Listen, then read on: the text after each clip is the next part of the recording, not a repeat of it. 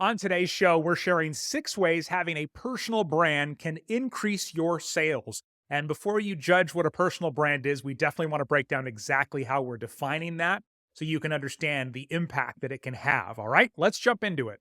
There's no wrong way to be an entrepreneur, and that's the dirty little secret the business gurus don't want you to know. They want you to do things their way, but their way may not be your way. The key to success is finding the strategies that work best for you. Welcome to the 6 Ways with Jerry Potter. And welcome to episode number 22 of the 6 Ways. Every week, we bring on a smart, innovative guest that is thriving in their field of expertise to share their best tips with the rest of us so we can all achieve our entrepreneurial goals.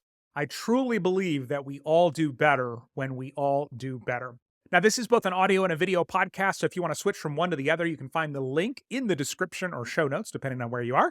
And I know your time is valuable, so you'll also find timestamps for what we talk about. So if you're looking for a certain part or want to revisit something, you can jump ahead to that part.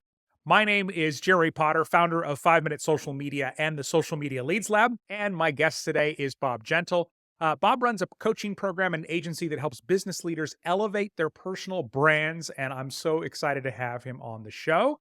Bob, welcome to the show. I just want everyone to stop a moment. That was one of the slickest intros I've ever experienced on a podcast. That was so smooth. Thank you very much. It was wonderful to behold. The produced part or me Oh, rambling part? both really smooth. Oh, Well okay. done. And thank you for having me. Okay, well, I appreciate that. For the sake of this conversation, I just want to make sure that you and I and anyone listening is on the same page. So, how do you define a personal brand? Because the last conversation you and I had, we talked about how the word influencer, I think you called it a very loaded word. So, how do you define personal brand for this conversation? I find personal brand and influencer kind of loaded. I don't really like either of them, but it's what we have to work with. So Okay. if you go to marketing school, they will tell you one of the classical definitions of a brand is what people say about you when you're not in the room. And everybody has one. Everybody has a personal brand because you exist in the minds of other people. Cultivating, amplifying your personal brand is about being intentional about the way that you build on that natural personal brand. So everybody, you might have a personal brand within a friend circle. You might have an international personal brand within a business community. They're both personal brands. It's just different orders of magnitude, I guess. So, are you describing that each of us actually have multiple personal brands? Almost like I have one with my kids, I have one in a hobby club I might be in, another one in the business world. That wasn't actually what I was saying, but it's actually true. Yes. Okay. In different circles, we exist in different ways, but it's how we exist in the mind of other people is essentially our personal brand.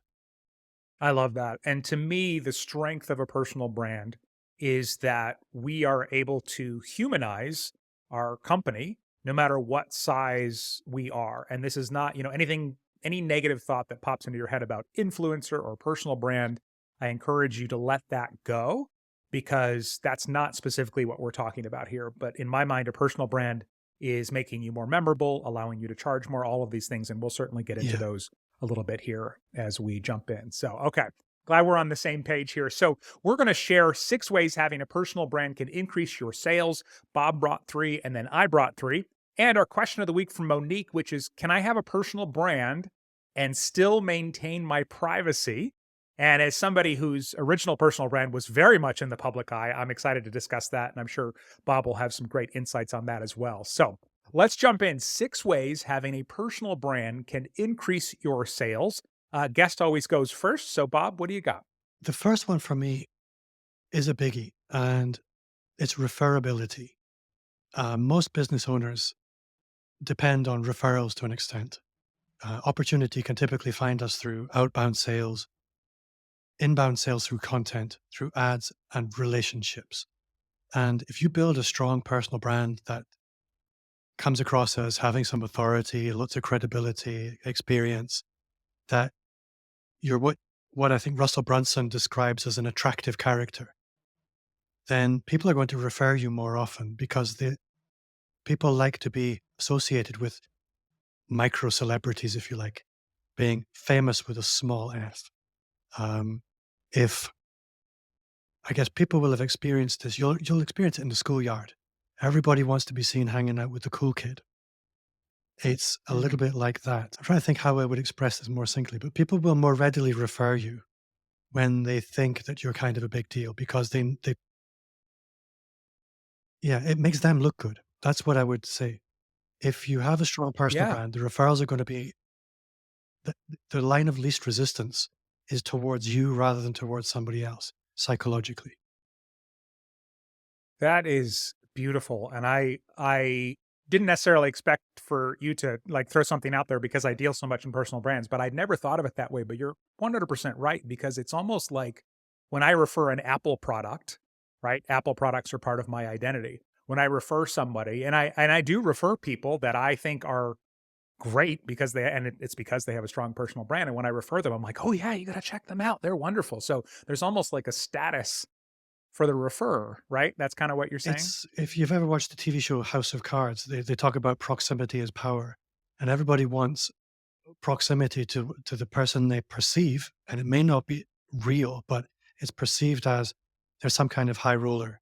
Again, with a small h. I don't like these terms, but psychologically, that's how we think. We think like a pack of wolves, and people will go out of their way to support the animal they see as strong, and they will shun the animal they see as being weak. And our personal brand is that how we shape that perception of strength. It sounds so callous, but it's basic animal behavior. So cultivate that strong personal brand, you will attract support. And in this instance, it's in the form of referrals. Yeah. I love the way that you describe it as famous with a small f, with a lowercase f too. So that's perfect. All right. Next up, number 2, 6 ways having a personal brand can increase your sales. I'm going to define this as vulnerability is very attractive. So sometimes when people thinking about branding in general, it's like, here's our strengths, here's why we're wonderful, here's why we're the best, here's why we're different.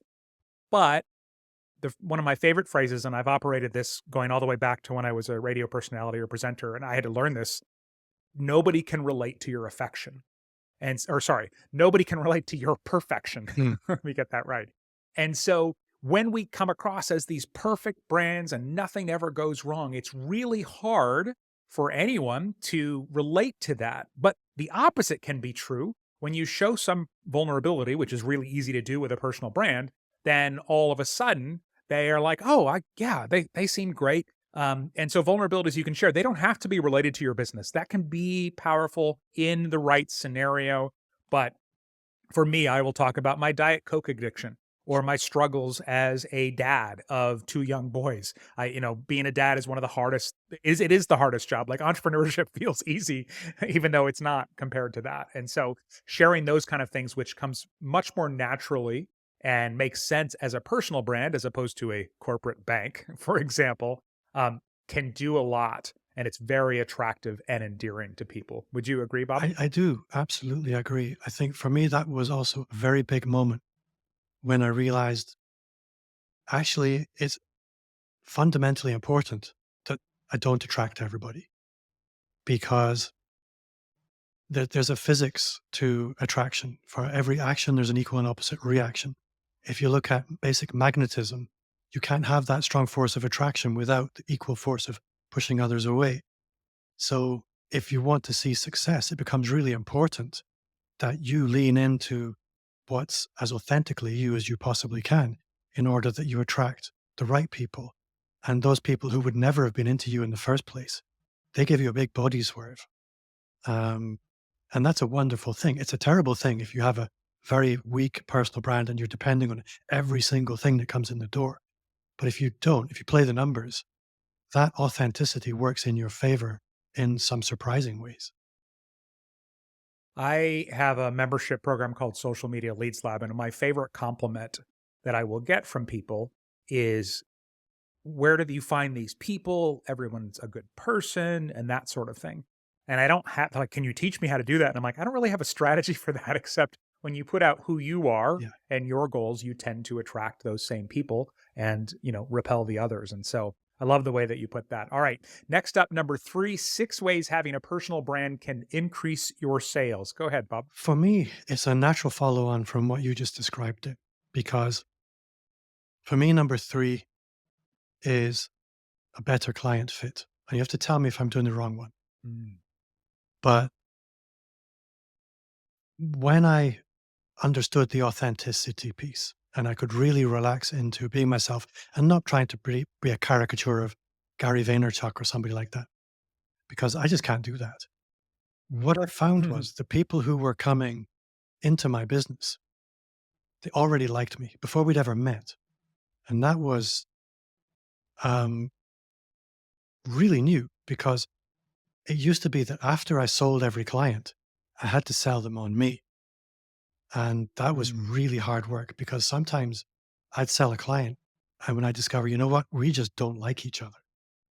Uh, it's very, very rare in life that you meet somebody and you think, we just don't work together at all. But if you can have the opposite in your business where the clients are coming to you because they really like you, that's a wonderful thing. And it just makes your business a pleasure to run.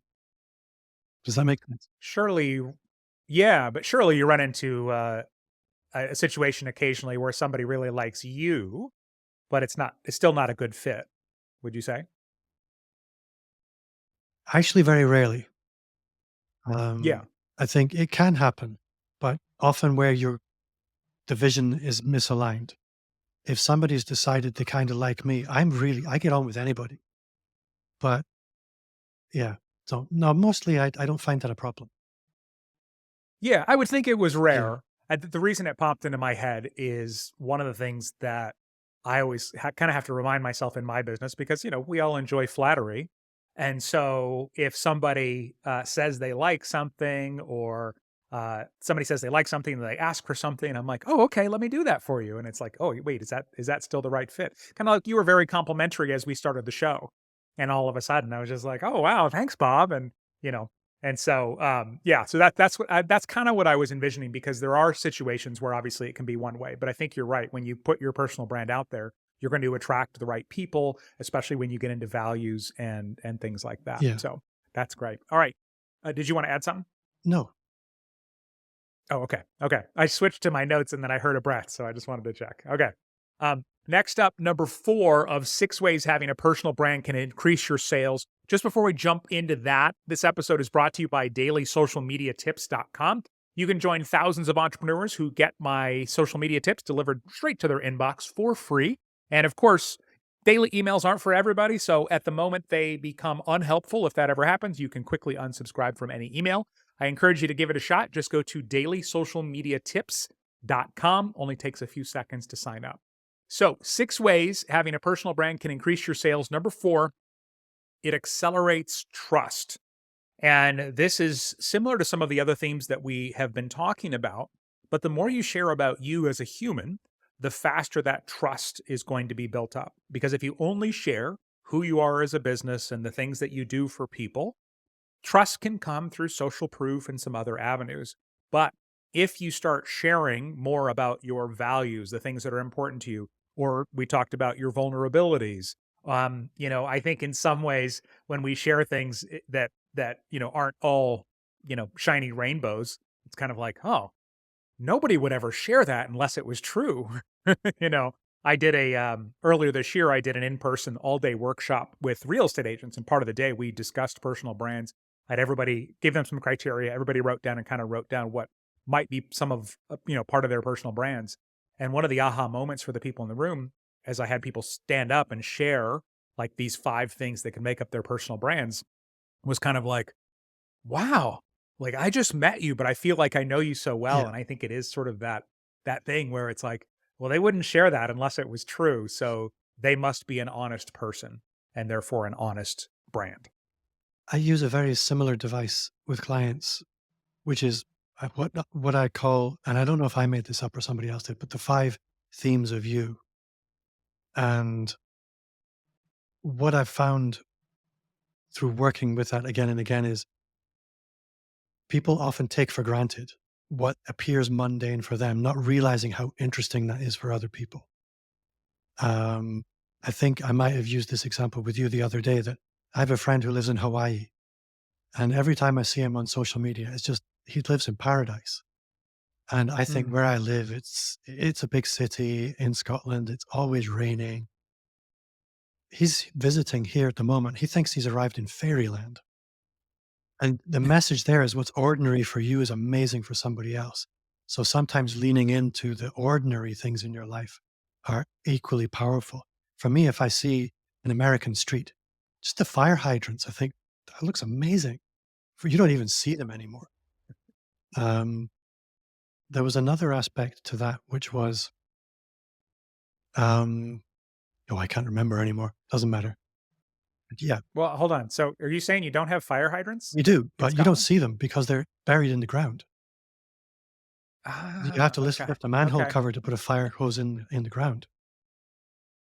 Okay. Crazy. Yeah. See, if somebody posted an Instagram reel and it was like, "Do you know that you can't find fire hydrants in Scotland?" I would be like, "What?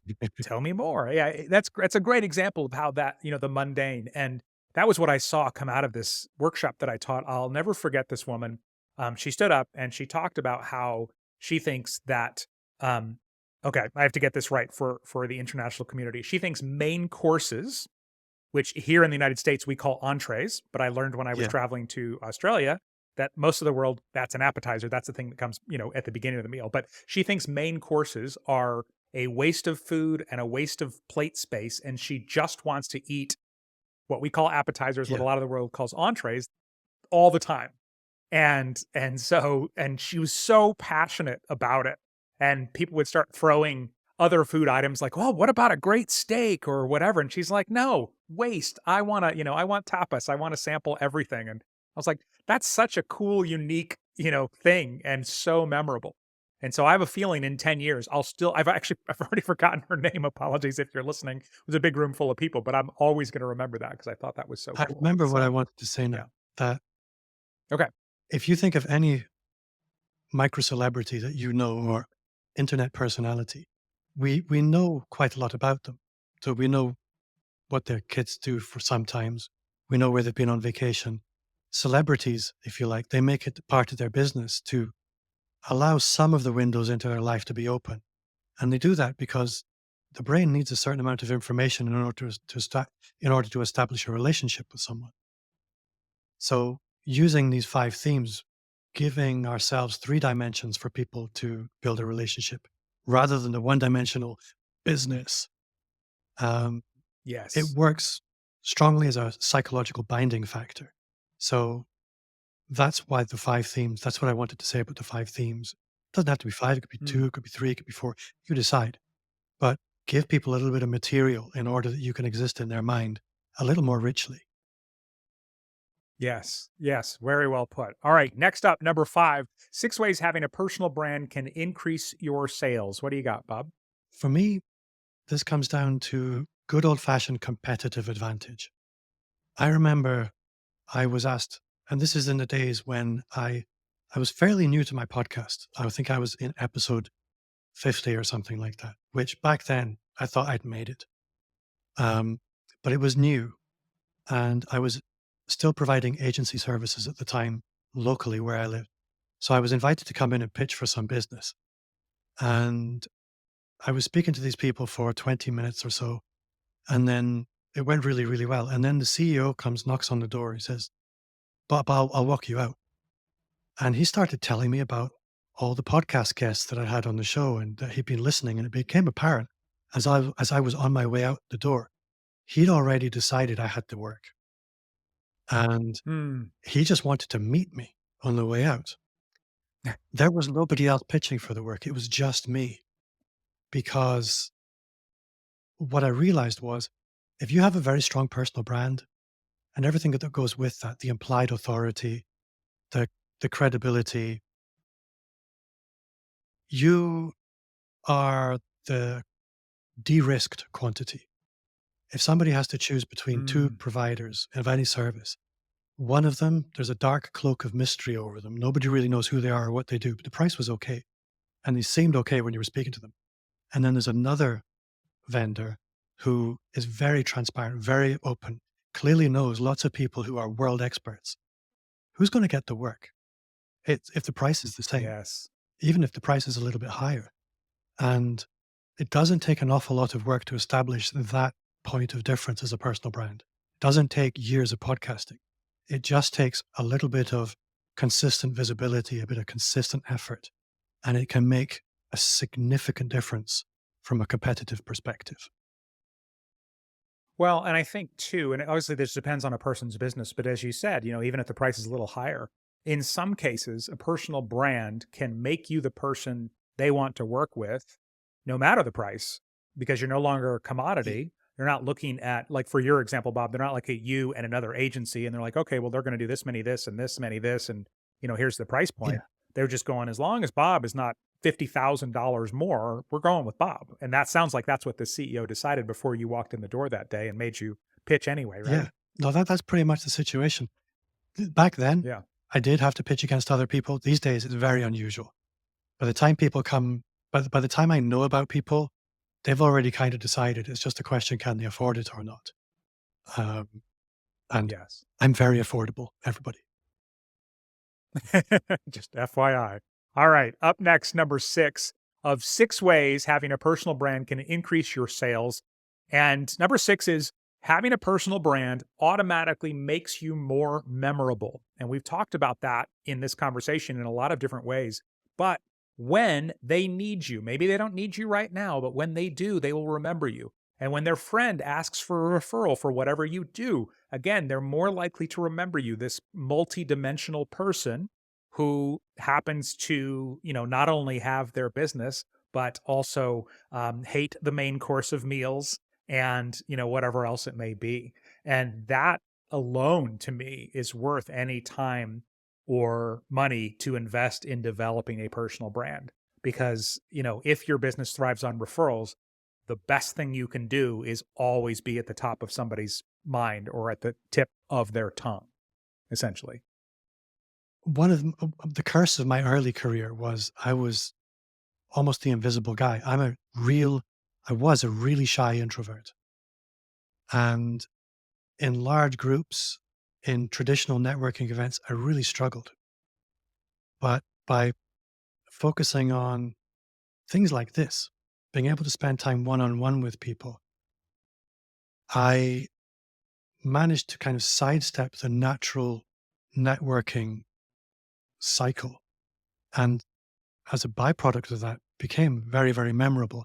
I think there's another aspect to this, which is everybody's going to have their own style of building their personal brand. There's no one route, but Mm. anybody can amplify their personal brand. It just requires a little bit of consistent effort. But like you said, right at the beginning, building a personal brand accelerates the like, know, and trust. Mhm. And that, I guess, is essentially one of the most powerful things is to be remembered for the right things rather than accidentally being remembered for the wrong things. Yeah. Yeah. Well, that's a good point too. I mean, the more human you are, the more forgiving somebody can be when you make a mistake in some way. Like, oh, you didn't get that done. I understand. I know your kids were sick. I saw it on Facebook, and yeah, no worries. Just get it to me when you can this week or something like that. So, So, all right, we're going to recap all 6 here in just a moment. Our question of the week, though, from Monique, and I love this question. She said, "Can I have a personal brand and still maintain my privacy?" So, Bob, I'll let you chime in on Monique's question first. What would you say to Monique? um, there's a few ways of looking at this. For me, authenticity is important, but that doesn't mean 100% transparency. It's like I said earlier, you decide which windows are open and which are closed. So, for example, with my kids are adults now, and they've moved out of this ridiculously shy phase where I can't post a picture of them at all. But they have to give permission before I ever post a picture of them. Same with my wife. So that's one aspect of it is negotiation with those people around you. Um, Personally, I'm also of the opinion that if it isn't positive, probably doesn't have a place in your public persona. So I Mm, personally would stay away from politics. I stay away from religion unless that's inherent within your personal brand. But be aware that for every person you attract, you are going to push others away, maybe for reasons you didn't intend, because those two are polarizing topics. So only use them if you intend to polarize. Uh, yeah. Those are all in Yeah. topics for your personal brand. But other than that, I think, as you described earlier, the 5 themes is a useful device that you can decide ahead of time. These are the areas I'm consistently going to talk about. And then if there's anything else that crops up, you make a decision on the fly. But yes, it's essentially building a personal brand is showbiz. It doesn't have to be 100% real life. You shouldn't be faking anything, but you decide how you're going to filter that presentation to the world. Yeah, you get to curate it. And Monique, I love the way you asked your question because a lot of people think, "Oh, personal brand, that means I have to share everything." And the answers to that is no, you absolutely don't.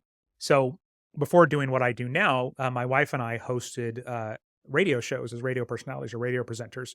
I worked in radio for over 20 years, and being a personal brand was essentially what we did.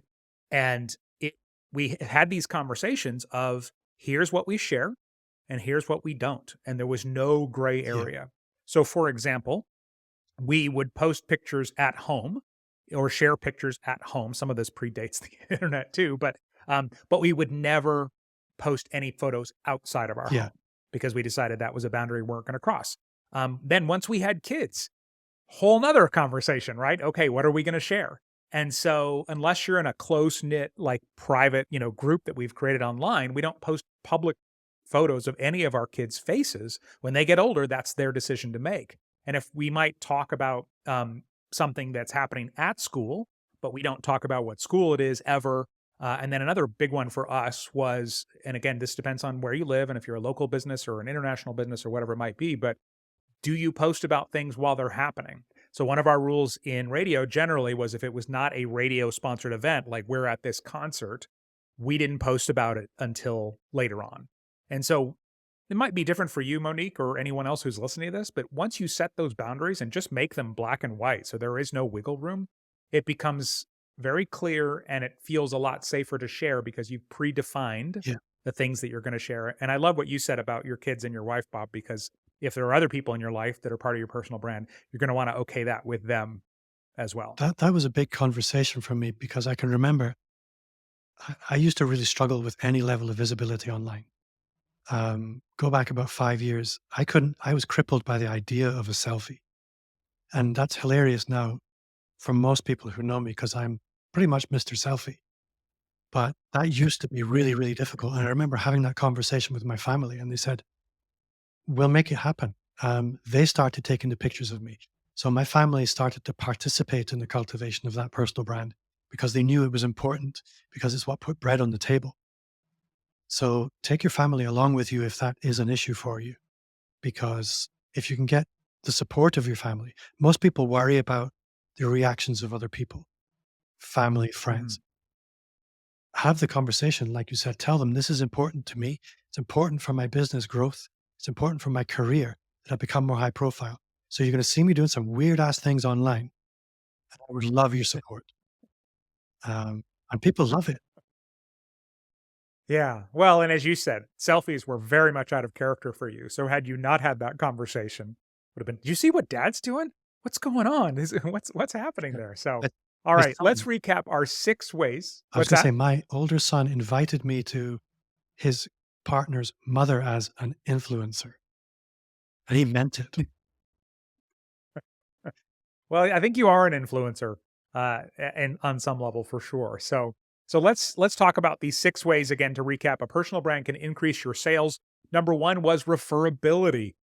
People, because they know you and they know your brand, they're more likely to refer you, and you seem like a bigger deal. So it actually looks good to their friends when when they refer you.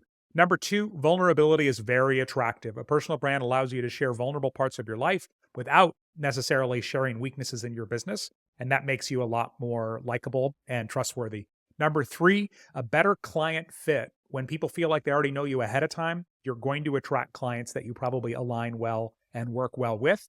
Number four, it accelerates the trust. Again, because you're sharing these other things, they feel like they trust you ahead of time. And sometimes if you share something, really vulnerable, people think, well, they wouldn't share that unless it was true. So it must be true. So they must be an honest person.